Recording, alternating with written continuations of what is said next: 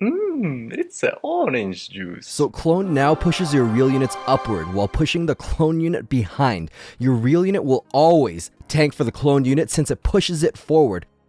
Originally, a clone unit would spawn on the right side of the real unit while pushing the real unit to the left. This made clone spell a lane-specific play.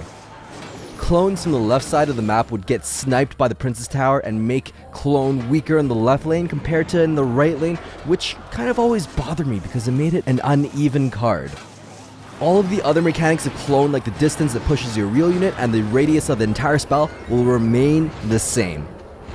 This in turn gives your real unit a boost towards their tower. Before, when you cast the clone, it did slightly interrupt your unit and halt its position in place before moving again. But now it makes up for that slight pause by moving your unit forward.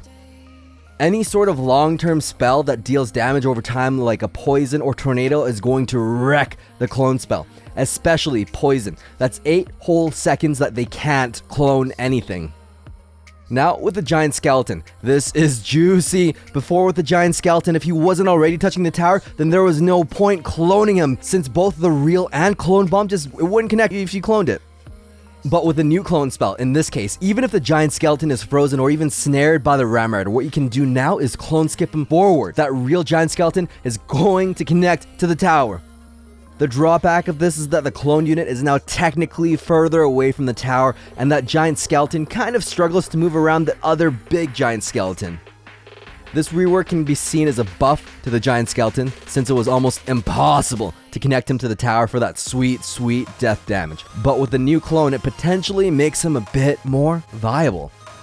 This rework isn't all that great though. If you look at the interaction with the golem that's already connected to your tower, a clone golem would usually get one punch, implode, dealing massive death damage, spawn 2 golemites, and those golemites would deal massive, well maybe not so massive, but they'd still deal damage too. This generally resulted in 1,000 damage on your tower practically instantaneously if your original golem was connected to the tower.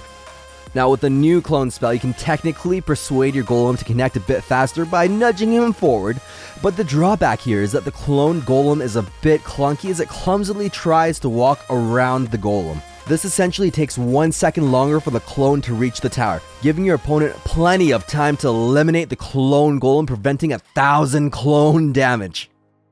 You can still skip and dodge spells like rocket and maybe even a fireball. This is very rare to do, and you've got to have 200 IQ to pull this maneuver off in a real live game.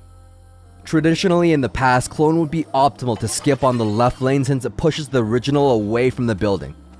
And it used to be optimal to push the right lane to go for 3 crowns since the real unit skips towards the king tower, and both lanes are now equal. Clone skipping away from a building is still possible, but it's a bit harder to pull off. The only 2 cards that are reasonable to clone skip is going to be Lava Hound when the building is planted 4 tiles in the river, 1 tile from the Princess Tower. This essentially brings the Lava Hound closer to the Princess Tower. Geometry! How does it work? And yes, you can clone skip a balloon as well as long as that building is planted 4-1. Clone skip your lava deck away. Now, the Golem is going to be the only ground unit that can consistently clone skip and bypass a 4-3 cannon. Of course, that's 3 tiles away from your Princess Tower. It is possible to skip the Golem with the Golem planted 2 tiles from the Princess Tower. The timing isn't very hard and can be replicated consistently. However, clone skipping Giant, Hog, Ram Rider, and Battle Ram are insanely difficult. You have to be pixel perfect.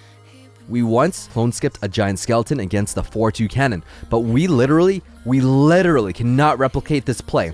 We've tried hundreds of times. Frame perfect clone skipping means this is not viable in competitive play, especially since it'll only work 1 in 100 times throwing away a 3 elixir spell. No way, that's a negative elixir trade.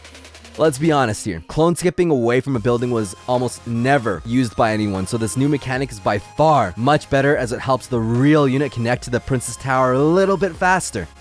Overall, the clone spell is better, in my opinion. It didn't feel right being stronger in your right lane than in the left lane and feels much more balanced now. For cards like Giant Skeleton and Balloon, it's easier to reach the tower clone skipping your original one forward, but harder to connect both the original and the clone to the tower. Just a little bit, but it's still viable.